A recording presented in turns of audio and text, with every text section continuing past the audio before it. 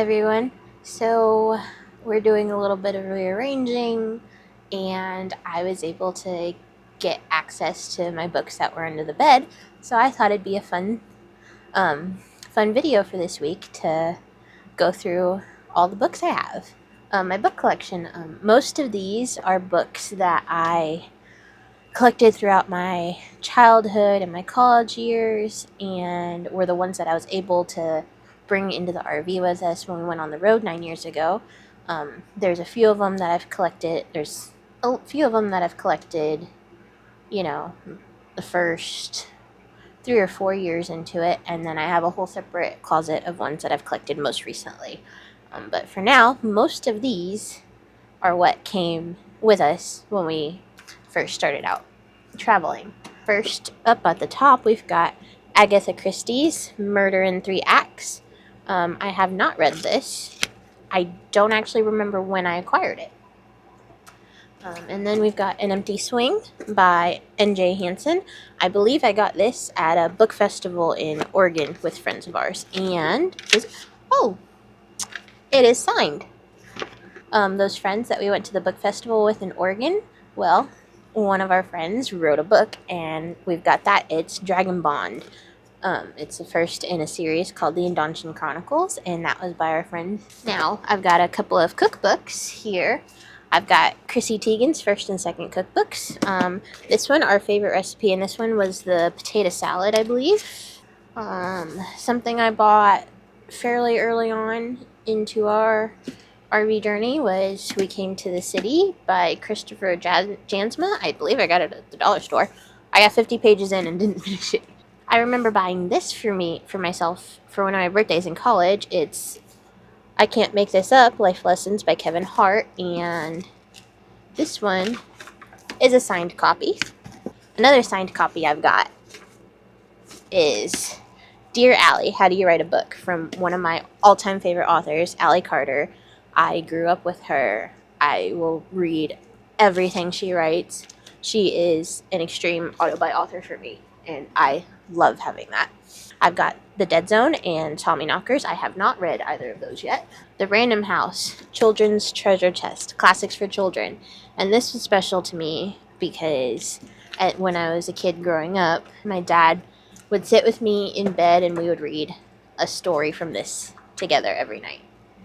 Another thing that I think was a dollar store purchase that I haven't read yet is Neil Patrick Harris, Choose Your Own Autobiography. I don't remember where I got this or what it's about, but it's cut both ways. This is Peak by Roland Smith. It was my very first signed book that I ever got. I got it in either middle school or high school. It was part of the reading program where you read so many books off a list during the school year and you got prizes, and that got signed for me. Here's the first one. Suck It Up. So, suck it up and die. Dear reader, are you up to your neck in blood-sucking vampire stories? Tired of those tales about dentally enhanced dark lords? Before I wrote this book, I thought all vampires were night-stalking, fang-popping, blood-sucking fiends. Then I met Morning Macabre. He drinks a soy-based blood substitute called Blood Light. He believes staking should be classified as a hate crime, and someday he hopes to march in a vampire pride parade. He was also the first vampire to out himself and tries to show people of mortality, like you and me, that vampires are just another minority with special needs. Trust me, this is like no other vampire book you'll ever feed on. So, as my buddy Morning says, pop the lid and suck it up. Portia Dreadful, aka the author. I remember absolutely loving these. I don't know if there's more in the series or not. Yeah, my love for vampires goes way, way, way back. Carrie Ann Jones, I've got Need, Entice, and Captivated, and I know there's at least one other in the series that I don't have. Yeah, I don't know if it's still in print. I think that one might be harder to find. But I would have to reread these to see if I want to try really hard to find the last one. This was a favorite of mine. 13 Little Blue Envelopes by Maureen Johnson. Ooh, The King's Speech Screenplay and Introduction. I think I got this for my college screenwriting class. Mary Shelley's Frankenstein. Ooh, that gold foiling on the edge. That's a beautiful edition. Classic. Larry and the Meaning of Life. I forgot Kristen Ritter wrote books. Bonfire by Kristen Ritter. tumble and fall. In less than a week, a mile-wide asteroid named Persephone will hit the planet. Its course cannot be altered. Catastrophe is unavoidable. What happens now that the countdown has begun? I didn't realize this was a hardcover. Shatter Me. I just finished reading the first couple of those. I don't know if this series ever finished, but Fade and Wake by Lisa McMahon. I remember this had something to do with dreams. Okay, there's another one. It's a trilogy and I never got the last book. I wonder if that's still available. It says, not all dreams are sweet. For 17-year-old Janie, getting sucked into other people's dreams is getting old, especially the falling dreams, the naked but nobody notices dreams, and the sex-crazed dreams. Janie's seen enough fantasy booty to last her a lifetime. She can't tell anybody about what she does. They never believe her, or worse, they'd think she's a freak. So Janie lives on the fringe, cursed with an ability she doesn't want and can't control. Then she falls into a gruesome nightmare, one that chills her to the bone. For the first time, Janie is more than a witness to someone else's twisted psyche. She's a participant. I remember really, really loving these. I might have to see if I can find the third book. Lauren Kate. I must have really liked these to get the hardbacks. Fallen in Torment. This had something to do with fallen angels. Oh, another Stephen King. Stephen King's On Writing. It's his writing advice book. As We Know by Amaranth Borsick and Andy Fitch. Amaranth Borsick, there was a poetry festival at Baylor that I went to, and she does eraser poetry. And in this box, I've got one of those books, and then I have another one in another box by her. Phantom of the Opera. Fried Green Tomatoes at the Whistle Stop Cafe. Absolutely love this movie. I don't remember if I read the book, but I love this movie. Meg Wolitzer, Sleepwalking. August Wilson's Fences. We read this for one of my classes at Baylor. I was an English major. J.D. Salinger's The Catcher in the Rye. I think this used to be my brother's copy that I have acquired. Basically, I took it over and stole. Agatha Christie's And Then There Were None. This is my absolute favorite Agatha Christie. Beloved by Toni Morrison. William Faulkner's Absalom, Absalom. I read this, and I don't know why, but I was obsessed with this in college. I've got this little keepsake bookmark with my birthstone on it, and it was a gift from my dad. I think he got it at Barnes & Noble when I was a kid. But it was one of my most treasured bookmarks that he's ever given me, and I've kept it since I was a kid. And it's still in really good condition. The head's a little floppy, but this book made me think. I was so confused throughout it, but it was a really engrossing story. It's Traveler's Rest. There's some weird time loop warp things going on in here. This one was from when I was a kid. It's a 2-book collection. It's Everything is Illuminated and Extremely Loud and Incredibly Close by Jonathan Safran Foer. Remember Me by Christopher Pike. It includes Remember Me, The Return, and The Last Story. So there's 3 books in one. This was really good. I read it as a kid. She Won't Let Them Forget. Sherry Cooper wakes up dead. The last thing she can remember is falling from a balcony during her friend's party.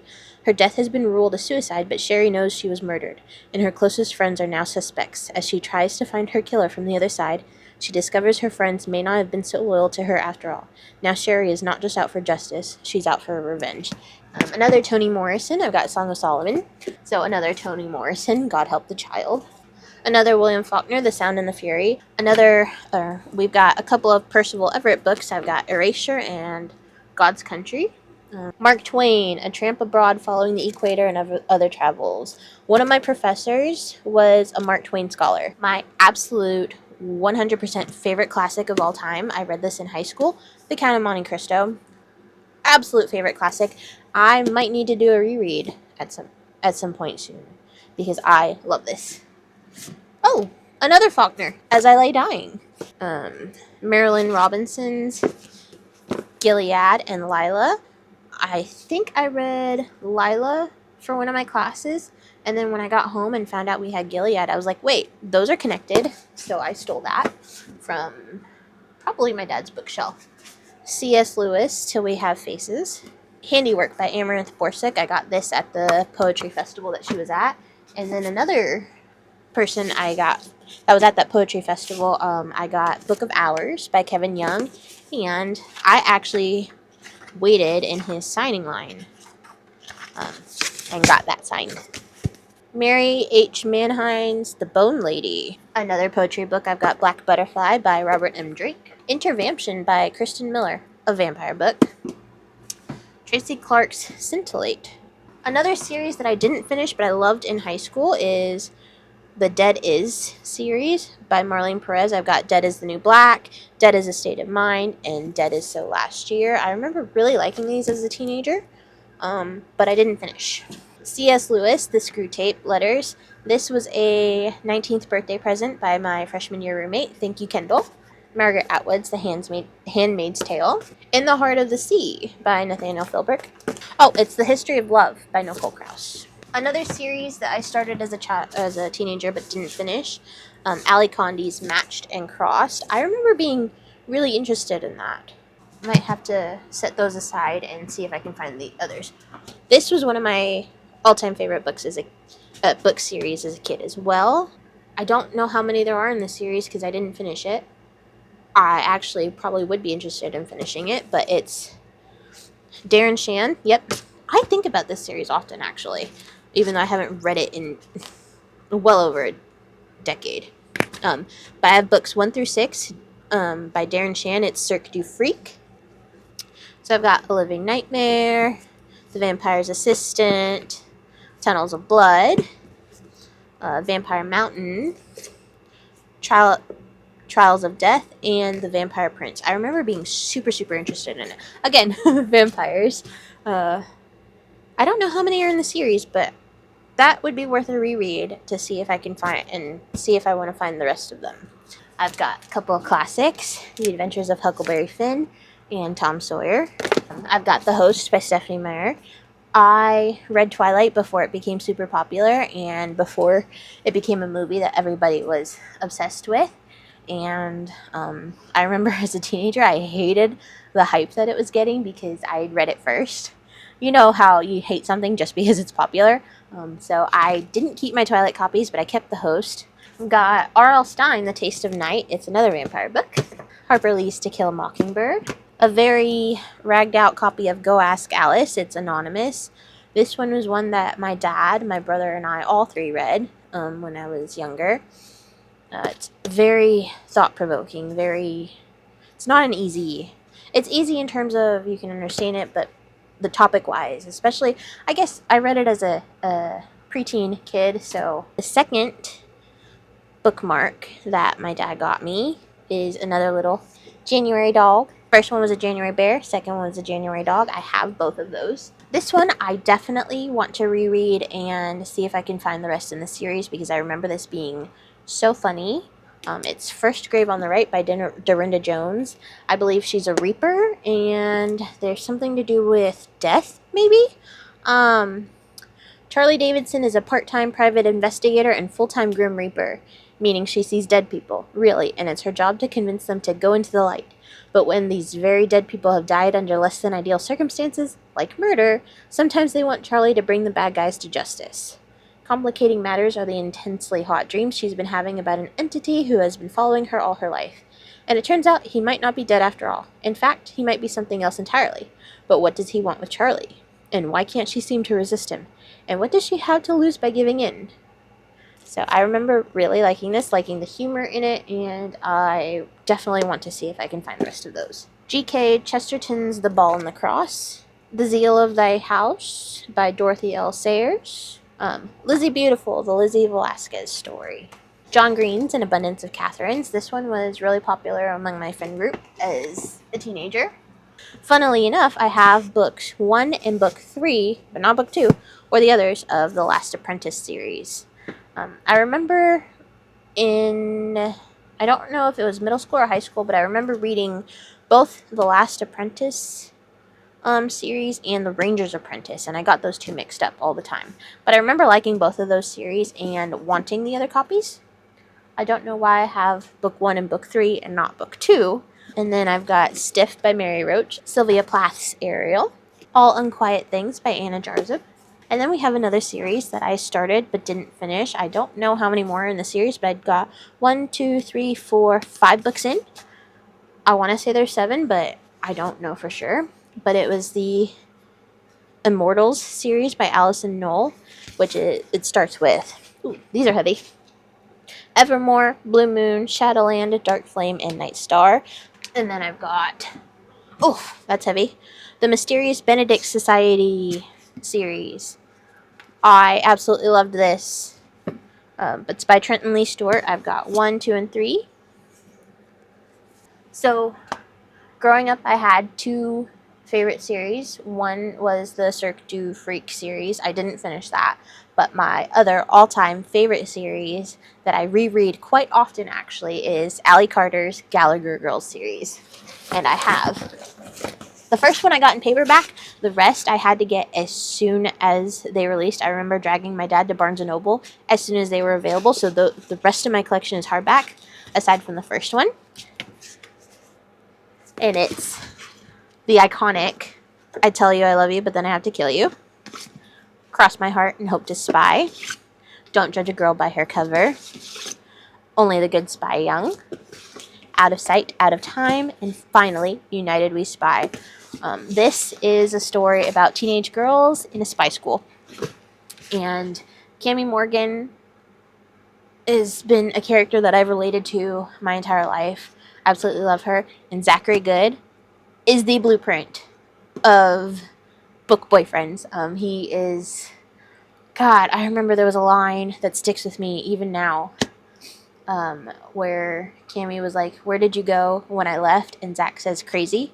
I went crazy." Or, something to that effect. And, oh my God. And just the way he points to himself and says spy, Zachary Good is iconic. And I will always love him. I will forever compare every man I ever meet to him. He is the standard. And books nowadays just can't touch that in my heart. And yeah, Allie Carter, auto buy, all-time favorite series. I'm a Gallagher girl for life. I reread these often, actually, even though they are YA. I love the sisterhood and the characters and just everything about this. So those were all of the books that I had under the bed. So I'm going to put these away, and then next I'll take you through the books that I've acquired kind of more recently. Okay, so we're going to start off with a book called Coaching Carly.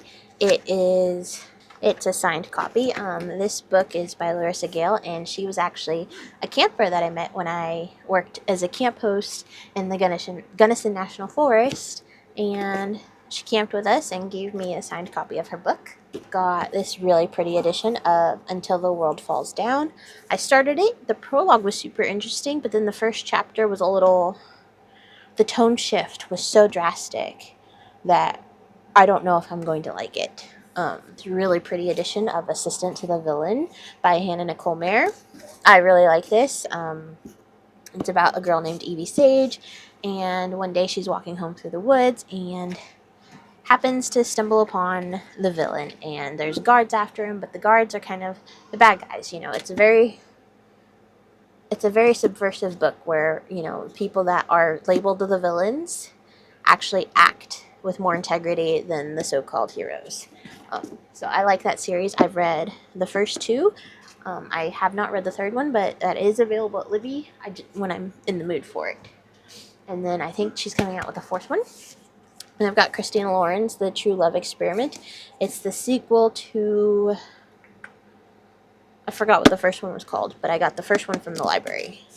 I started it, and then I realized that it was a sequel, and when I got the first one from the library, I paused that, read that one, and haven't picked this one back up. I've got a super pretty edition of Hollow by the Twisted Sisters. I have not read that yet, but that's on the list. I've got a signed edition of Bare Bones in the Midnight Soil, V.E. Schwab, auto by author. Absolutely love her. Butcher and Blackbird. I just recently DNF'd Scythe and Sparrow. Dungeon Crawler Carl, one of my all-time favorite books ever. I think it'll be a 10-book series. I'm not quite certain. But I have not been able to find a copy of any of the other books in the series. My local store doesn't have it. My library doesn't have it. So I might have to bite the bullet and get a Kindle Unlimited subscription just for this series because I'm obsessed. I want to continue. It's just not available anywhere near me, which is a shame. Red Rising by Pierce Brown. I read it. It took me a few years to read, but I actually ended up really liking it. I do want to continue on in the series. I will probably use the library for that. I've got A Song of Wraiths and Ruin by Roseanne A. Brown. I actually won this book in a giveaway, but I haven't read it yet. It's on the TBR. I've got a book. Most of these now are going to be books that my friend Sue from Traveling Martin and Sue gave me. So, Tailspin by Catherine Coulter.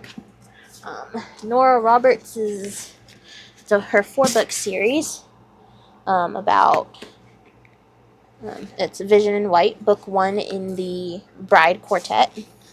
But I've got those 4. A Country Wedding by Lee Duncan. Debbie Macomber's 204 Rosewood Lane. Another Nora Roberts, The Calhoun Women, Amanda and Lila. I think there's 2 stories in there. Dorothea Benton Frank by Invitation Only. Sandra Brown, Low Pressure. Been There, Married That by Gigi Lavangi. Debbie Macomber, Mrs. Miracle Christmas. Lisa Kleypas, A Season for Love. There's 2 novels in one in that edition. It's A Wallflower Christmas and Mine Till Midnight. Linda Howard's Death Angel. Diana Palmer's The Honorable Texan. There are 2 novels in this one. It does Blake and Ray, previously published as Boss Man and A Man of Means. Another Nora Roberts, The Obsession. Another Debbie Macomber, Love in Plain Sight. And, okay, that's all of the books that I still haven't read that Sue has given me. And then I've got Salvage the Bones by Jessamine Ward. I bought this at a thrift store in Colorado. And my most recent edition is my signed copy of The Ending Writes Itself by Evelyn Clark, which is V.E. Schwab and Kat Clark. And this has rocketed up to one of my favorite books. I love it. And I am so thankful that I have a signed edition and that I got to go to the book tour event. So that is all of the books that I currently have in the RV. And that's my collection. So hopefully, I don't know what else to say. But now I get to put all these books away. Oh, that's the fun part because there's no shelves in here, so they get to go in a closet this time. At least that'll be hopefully easier to access than just under the bed, where I gotta hurt my back to get under there. So anyway, that's it for this week. Thanks for watching.